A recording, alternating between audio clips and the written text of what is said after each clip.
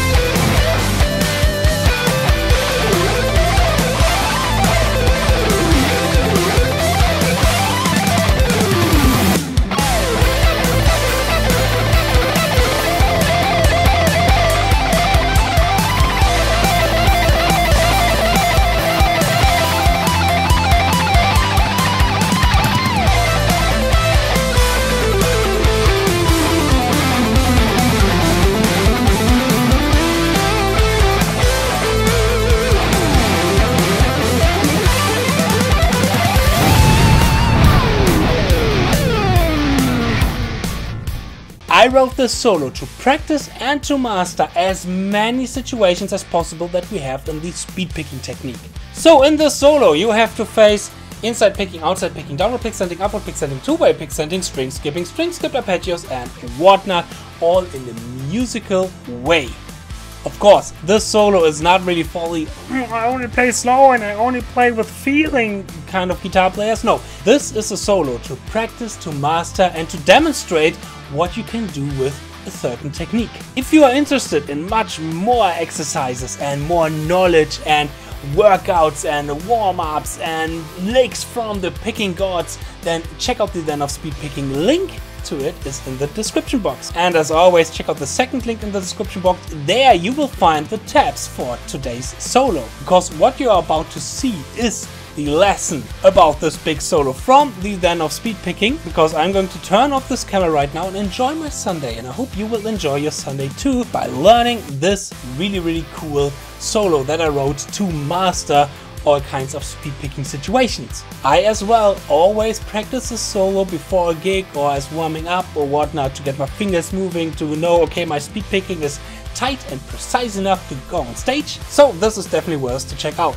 I hope I'm going to see you in my next video. Feel free to leave a subscribe, a like or a comment. Cheers so far and stay progressive. Bye. We want to begin this solo with a big explosion, so we need a run which hits the root note, the right note, and therefore I took a run which goes like this in slow.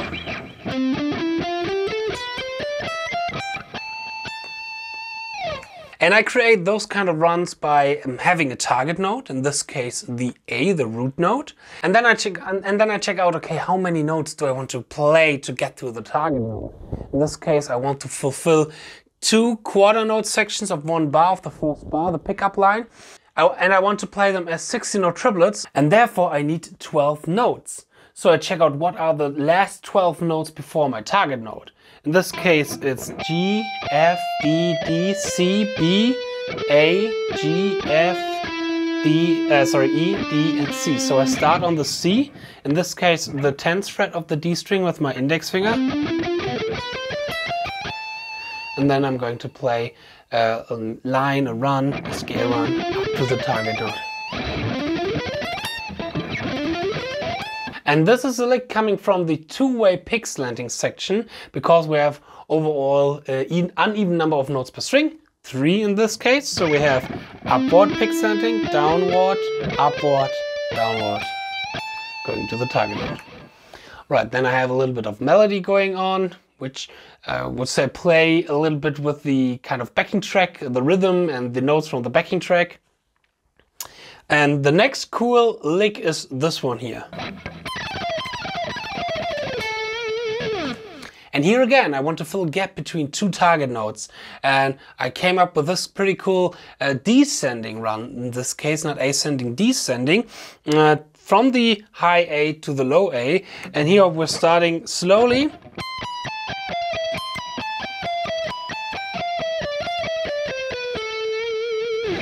We're starting on the C, the 20th fret on the E string, and then we're playing the Pepsi lick,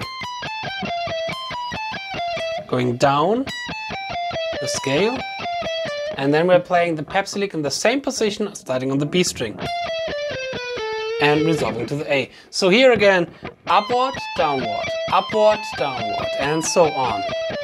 And then on the B string we have again upward, downward. Now I want to add some ascending lines again to create some sort of tension. But that's 16 note triplets. We are in just 60 notes and we're playing the stair lick, those 4-note groupings, which is really good for your two-way pick slanting.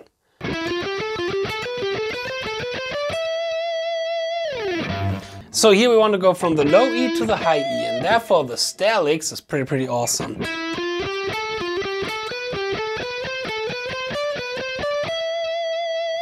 From the pick slanting, like in the two-way pick slanting lesson, upward, down, up, down, and then again up. And repeating it on the G string until we are reaching the E. Now I play this little phrase here.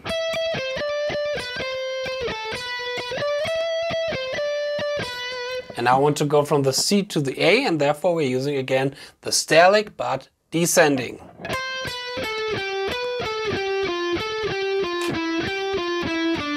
Okay, and now we have the first big run with a lot of 16-note triplets, with going diagonal through the neck. We know this again from the 2-watt pick slanting, and it's the following lick, slow.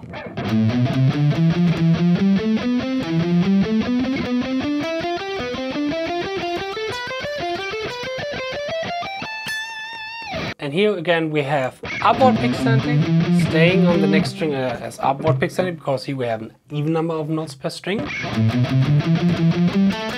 And then when we're going to the next higher string where we have an uneven number of notes per string, we're again playing downward pick slanting. So here again we have up, down, up, down, up, down, up, down.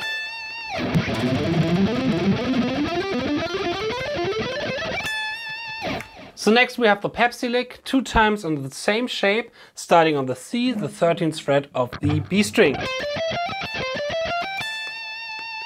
And now we have a descending scale run, starting on the A and going through the 3-note per string scale, back to the low A, which is one of the hardest licks from this section, because for me personally, descending runs is pretty hard for my left hand. It's a spot where I would say, really slow compared to some other licks, and we have to use two-way pick slanting on every string change. So we are starting with upward, downward, upward, downward, upward. And in slow, the total lick.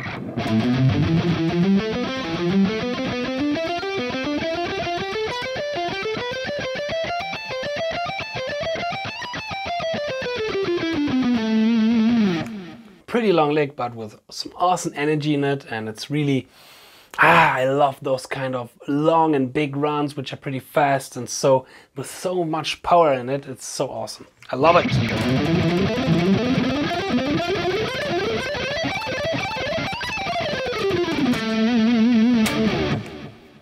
Now we are going to the string skipping arpeggio section, and therefore we are using this shape here, this sequence. I'm playing this one through the A minor scale, substituting some arpeggio ideas over the backing track. Alright, we're starting off with the, I would say, F major arpeggio, F major sharp 11 arpeggio, coming from the Lydian scale, but we're not really on Lydian because our root note is still the A, so don't mind that.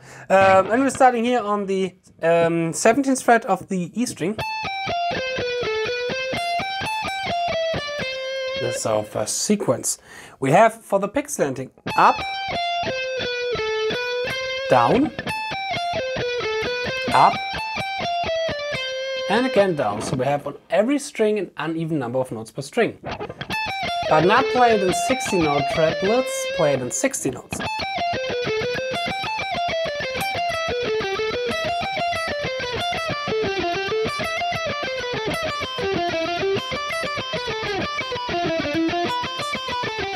Let me get this one a little bit out of the way. Okay, like I said, we're starting here on that F shape.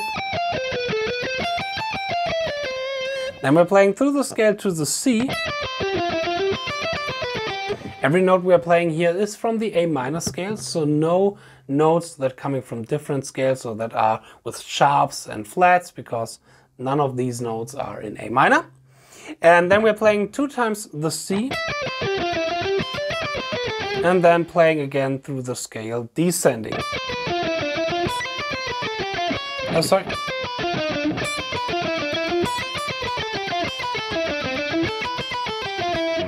To build up a little bit more tension here, I want to throw in a 60-note triplet lick. So I came up with a lick which is the combination out of the reversed Paul Gilbert lick and the Pepsi lick.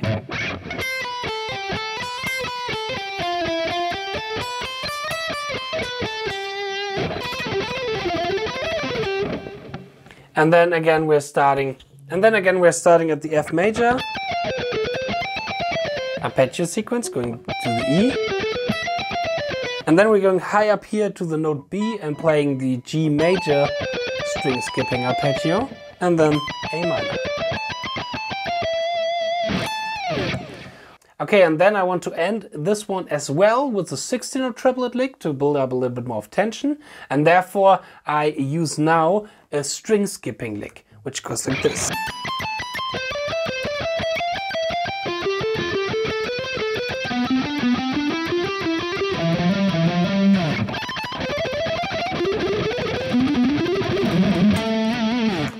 Okay, string skipping is hard enough, so I choose a lick where we have downward pick slanting only.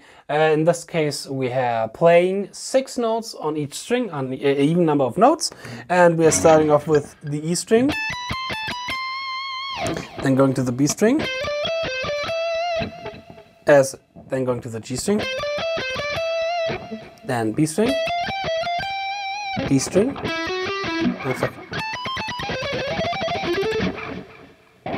then B string, G string. Now the next bar starts with the G string, A string, D string, and E string.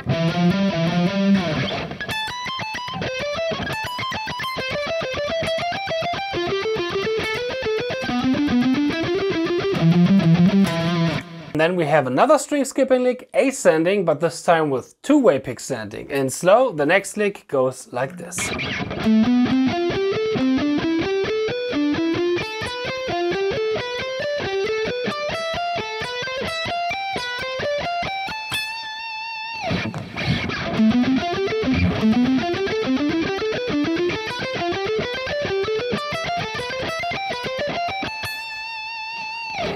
I really love this lick because we are mixing a lot of horizontal playing and vertical playing together, and this makes it really, really tricky, but I, on the other hand, think it sounds pretty awesome in that context.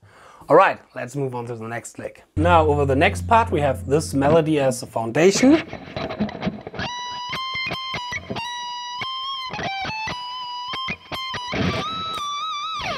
Okay, now we have again a melody section, but like in the theme and the motif from the first part of the solo, I want to play a little bit around that motif, that melody section, with some more runs to build up a little bit of that energy that we want. And the foundation of the melody goes like this.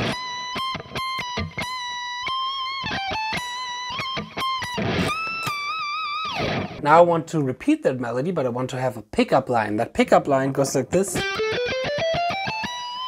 Because my target note again is the B, and I want to use 9 16-note triplets to get to that B. So I'm starting here on the G and playing up to the B. Again, two-way pick slanting as usual. Alright, then we're playing again a little bit the melody, and then we're playing another Pepsi lick to build up some more tensions, but this time ascending, playing every position twice before we're going to the next position, like this. And then I turn around the Pepsi lick and now playing a descending, starting on the highest fret that we have here, the 24th fret. I'm playing one note, the high E, with 16-note triplets and sliding away from it. Now we are playing again the melody, but I want to shift it into the lower region, to the low A, so I need a run to connect those two positions. And therefore I choose this lick here. Again, two-way pick slanting, downward, up, down, and resolving to the A. Now we are in the lower region here, but I want to end this section with some explosions and fireworks and yeah, pretty cool runs and licks. And therefore I came up with the following sequence and idea.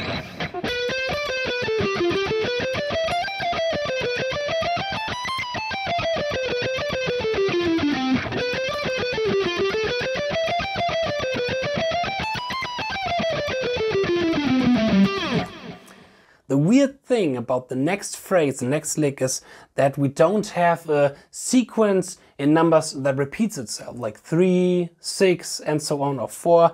The number of notes that we are playing on one string are changing in between this section, and there's no really turning point.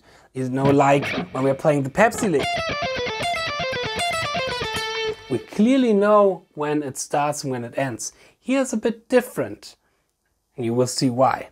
Here my idea was to have like a little bit more of a flow movement. So we're going up the scale, then down the scale, then a little bit more up the scale, a little bit more down, and yeah, so on.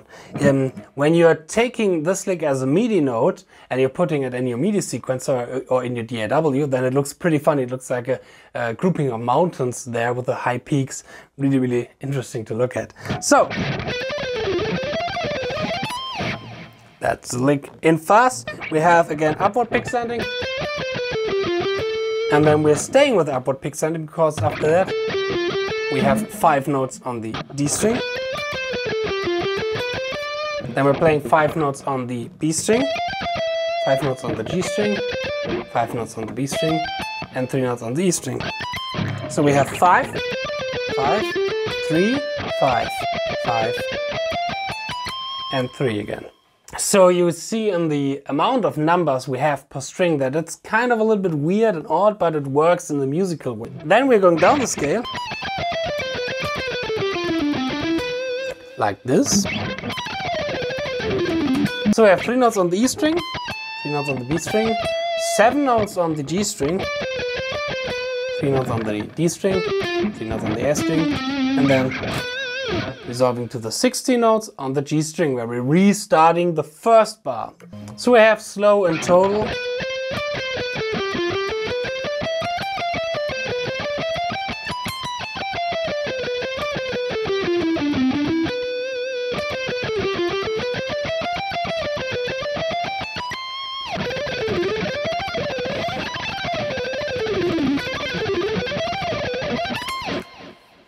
And then we have a scale run descending over the complete scale. So again,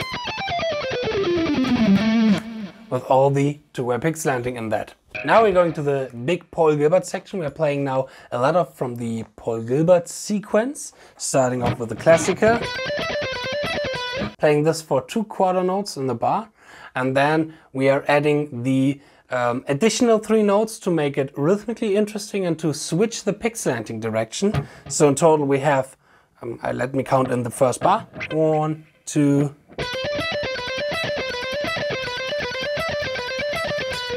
This idea.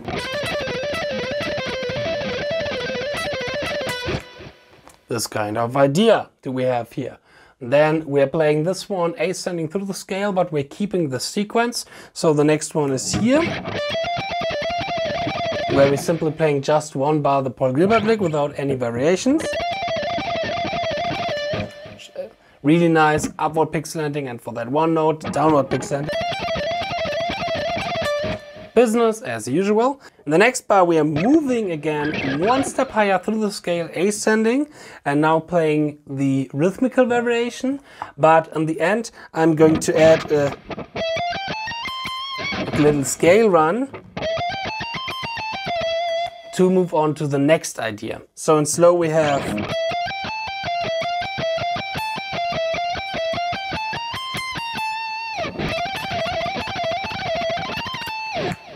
alright, and then we are playing again those 4 bars, but this time with the reversed Paul Gilbert lick. So we have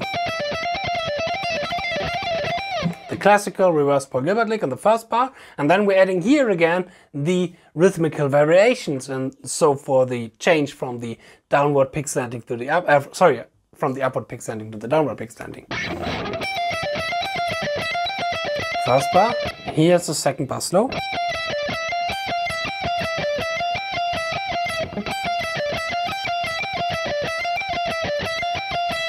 And then we're playing again through the scale ascending, and so the next bar goes like this. And the next bar we have again the reverse Paul Gilbert lick with a rhythmical variation.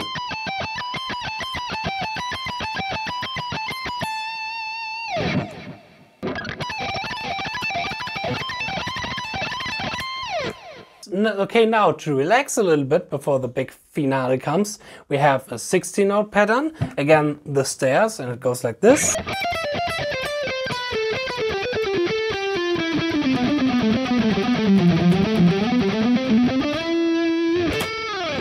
Okay, we're starting on the G. Then playing this little melody, starting on the D. 15th set of the B string. Then we're starting on the C. Keep in mind the finger shift here, the position shift, the little stretch that we have, going from the 4th finger position to the stretch position. And then we're ending this one with the descending line, which transforms later on into an ascending line. It goes like this slow.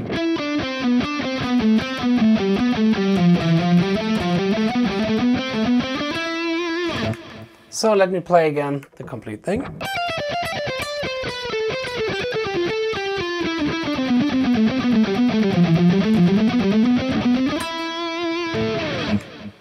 Alright, then we're playing a little bit kind of a closing melody, and then we're going to the big finale, and the big finale goes like this.